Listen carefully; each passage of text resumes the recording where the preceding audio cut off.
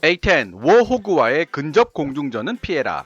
왜 전투기 파일럿들은 A10과의 근접 공중전을 꺼리는 것일까? 오늘 번역해볼 해외 기사는 제목부터 제 관심을 확 끌었습니다.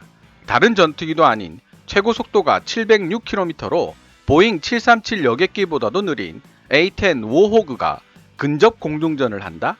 그뿐 아니라 다른 전투기 파일럿들이 A10과의 근접 공중전을 꺼리고 있다? 여러모로 제가 가지고 있는 상식을 파괴하는 제목의 기사였기 때문입니다. 기사 내용을 번역하기에 앞서서 시청자 여러분들의 오해를 피하기 위해 다음에 몇 가지 사항들은 정리를 해야 할 필요가 있을 것 같습니다. 첫째, 이 기사는 전투기들이 시야에서 서로 보이는 상태에서 공중전을 벌이는 근접 공중전을 대상으로 하고 있습니다. 장거리 공대공 미사일로 먼 거리에서 적을 공격하는 시계외 공중전을 다루고 있는 기사는 아니라는 뜻입니다. 둘째, A10 워호그는 지상 공격기라는 명칭에서도 알 수 있듯이 공대공 전투가 아닌 공대지 전투를 상정해서 만들어진 전투기입니다. 따라서 A10은 제공권이 확보된 상황에서 사용되는 전투기이며 F-15나 F-16과 같은 호위기들이 따라붙는 것이 일반적입니다. 하지만 간혹 이런 호위 전투기들의 경계망을 뚫고 A10에 접근하는 적기가 있을 수도 있는데요. 미 공군은 이런 경우를 대비하여 A10 워호그의 AIM-9M 단거리 공대공 미사일 2발과 적의 유도 미사일을 교란시킬 수 있는 전자전 대응 ECM-4를 장착시키고 있습니다. 그리고 근접 공중전에서 생존 가능성을 높일 수 있도록 A10 파일럿들에게 기본 전투기동 BFM과 공중전 전투기동 ACM을 가르치고 있습니다. 셋째, A10 워호그는 속도가 느린 대신 무지막지하다는 소리를 들을 정도로 단단한 장갑을 가지고 있는 데다 GAU-8 30mm 어벤저 기관포를 장착하고 있습니다. 이 기관포는 원래 대공포로 개발되었던 물건인 만큼 다른 전투기들이 장착하고 있는 20mm 기관포와는 비교를 거부하는 파괴력과 사정거리를 지니고 있죠. 근접 공중전 상황에서 A10 흑멧돼지를 무시할 수 없는 이유가 바로 여기에 있습니다. 2021년 1월 26일 미국의 군사 전문지 The War Zone에 게재된 이 기사에는 미국 밀리터리 매니아들도 다양한 의견을 개진하고 있습니다. 기사의 내용에 찬동하는 사람들이 있는가 하면 기사 내용에 반대하는 주장을 하는 사람들도 보입니다. A10의 공중전 능력에 대해서는 미국 밀리터리 매니아들 사이에서도 다양한 의견들이 보이고 있다는 사실을 염두에 두고 기사를 함께 해주시면 좋겠습니다. 기사 내용이 워낙 길어서 1부, 2부 반으로 나눠서 번역을 하기로 했습니다. 기사 원문은 노란색 글자로 표시됩니다. 페어차일드 리퍼블릭이 만든 A10 썬더볼트 2는 엄청난 화력으로 지상부대를 지원해주는 근접 공중지원 CAS 공격기의 제왕으로 유명하지만 공대공 전투에 있어서도 결코 만만한 상대가 아니라는 사실을 알게 된다면 아마도 많은 사람들이 깜짝 놀라게 될 것이다. 흑멧돼지 워호그는 제공권 장악 임무에 최적화되어 있지도 않고 다른 동료 전투기들을 공중우세 전투기로 만들어주는 핵심적 능력, 예를 들어 초음속을 넘나드는 빠른 속도, 우수한 항전장치, 레이더 유도 장거리 미사일 등도 갖추어져 있지 않은 별 볼 일 없는 구식 전투기이지만 급격하게 선회하며 물고 물어뜯기는 진흙탕 싸움 속에서 이 끈질긴 싸움꾼 A10을 만나게 된다면 아무리 뛰어난 전투기 조종사라도 절대 경계심을 늦추지 않는 편이 올바른 선택이 될 것이다. 탱크 킬러 A10 워호그는 속도가 느리고 민첩성이 떨어지는 편에 속하지만 몇 가지 교묘한 전술을 완벽하게 숙지하고 있는 능숙한 워호그 파일럿이라면 가장 진보된 전투기들에게도 뼈 아픈 한 방은 날릴 수 있다. 네바다 넬리스 공군기지에 설립된 미 공군 무기학교 US Air Force Weapon School은 실제로 반년마다 A10 파일럿 클래스에게 기본 전투기동 Basic Fighter Maneuvers BFM 기술을 가르치고 있다. 이는 실전에서 A10 조종사들이 자신들을 잡으려고 덤비는 적기들과 조우하는 긴박한 상황에 대응할 수 있는 능력을 키우기 위한 것이다. 악어라는 별명을 가진 데니 얀트 대령은 A10과 함께 3,852시간이라는 놀라운 비행 기록을 세운 후 2011년 미 공군에서 은퇴했다. 그는 A-10 조종사로서 자신이 쌓아올린 많은 다양한 경력들 중에서 미 공군 무기학교 강사로 재직하며 A-10 조종사들에게 기본 전투기동을 전문적으로 가르쳤던 것이 가장 보람 있는 일들 중 하나였다고 말한다.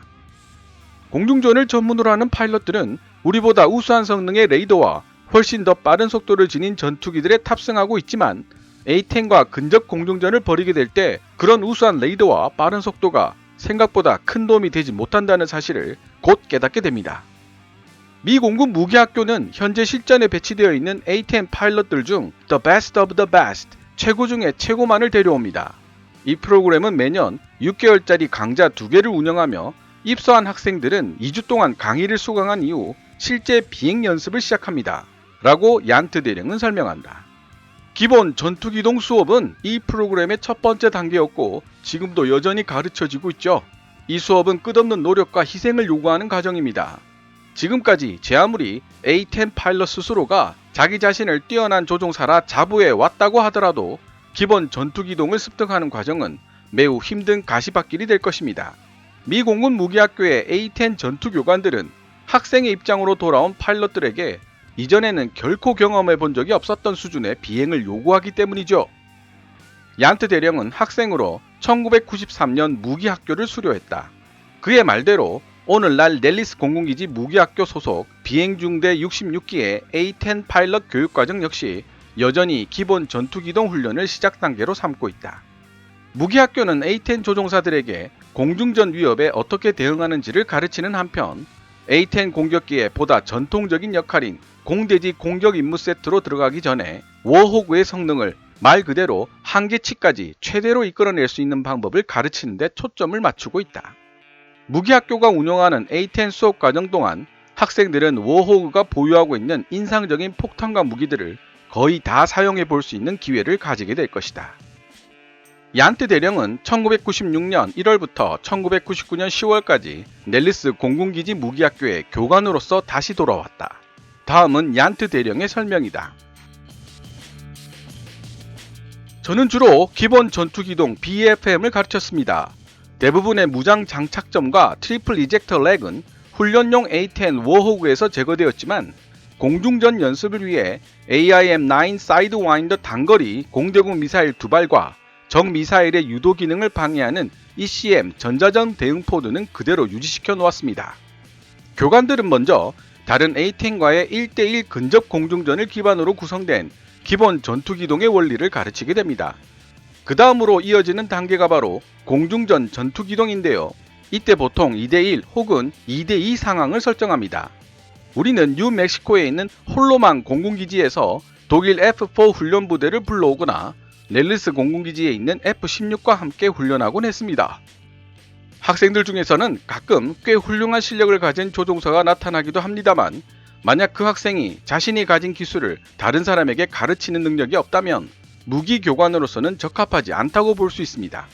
학생이 폭탄 투하 임무에서 최고의 실력을 가졌든 기본 전투기동에서 최고의 실력을 보여주든 간에 자신의 비행 중대로 돌아갔을 때 자신이 배운 지식을 다른 중대원들에게 가르칠 수 없다면 그 학생은 우리 입장에서 볼 때 아무 쓸모도 없는 존재이기 때문이죠.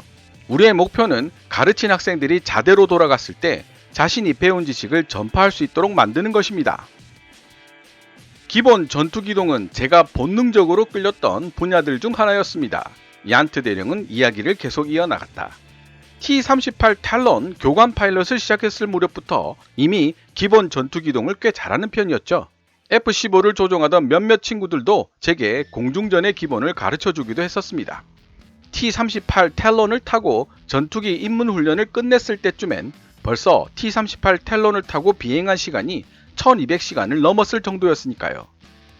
얀트 대령은 작전 활동 중인 A-10 비행대는 일반적으로 근접 항공 지원 CAS나 폭탄 투하 같은 임무에 더 높은 우선순위를 두고 있기 때문에 기본 전투기동을 정기적으로 연습하고 있지는 않다고 말한다.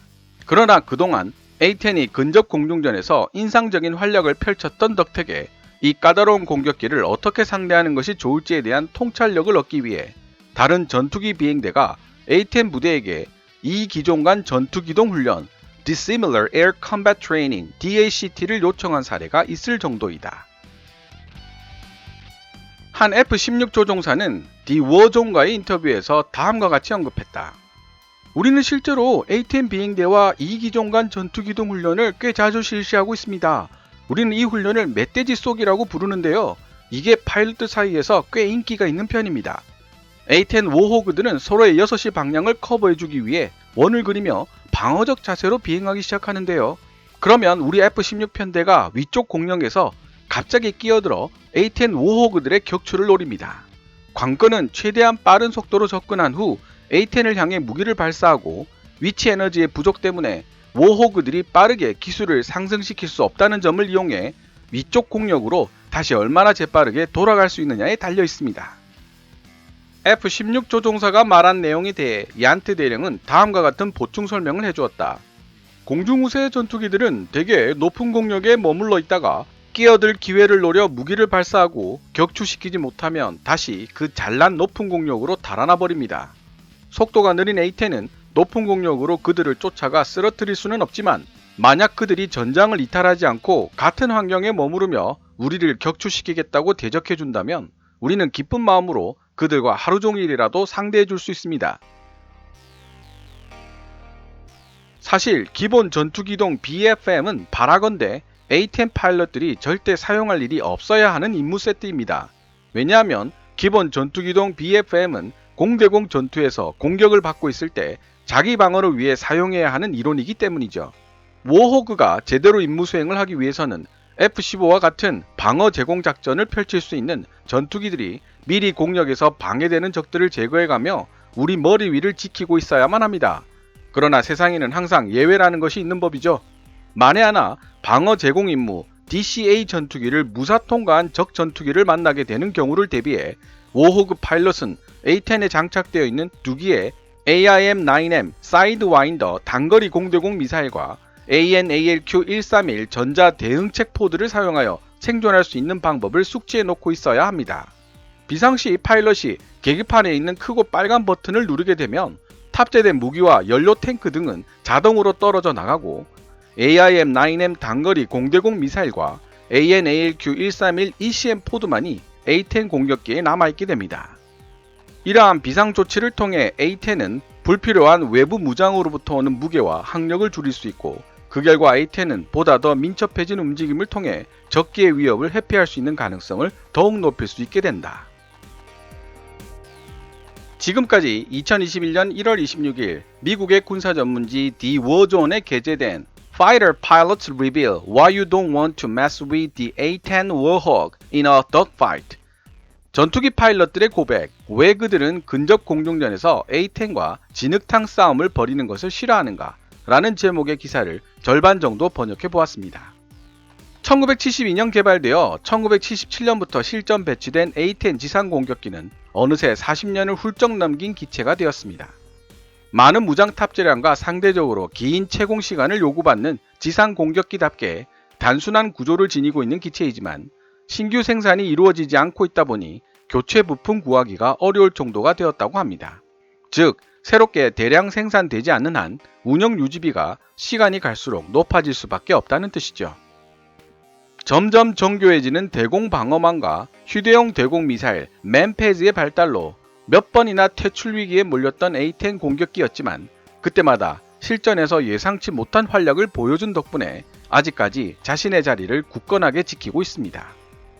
한 예로 바레인에 본사를 둔 이라크 전문 뉴스 매체 이라키 뉴스는 2015년 과격 테러 단체 이슬람 국가와의 싸움에서 A-10 공격기가 이슬람 국가 조직원들의 사기를 꺾는데 혁혁한 공을 세우고 있다고 보도했던 적이 있는데요.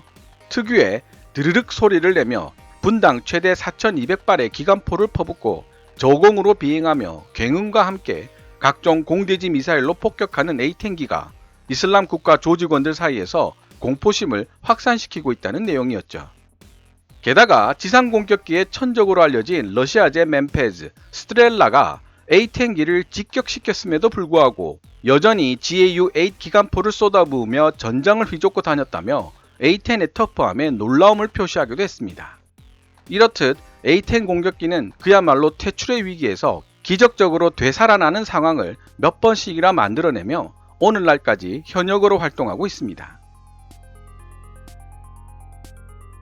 군사 전문가들의 분석에 따르면 A-10 지상 공격기의 운명은 앞으로 등장할 MQ-9 리퍼 같은 무인 공격기의 향방에 달려있다고 볼 수 있습니다.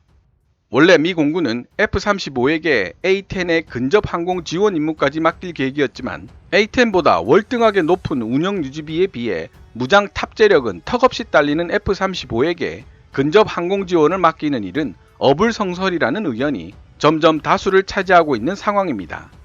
A-10 공격기와 무인 공격기의 관계에 대한 상세한 분석은 기사의 나머지 반을 해석한 2부에서 함께 다루어 보도록 하겠습니다. 오늘 KKMD에서 준비한 내용은 여기까지입니다. 좋아요와 구독 그리고 광고 시청은 제작자에게 큰 힘이 됩니다.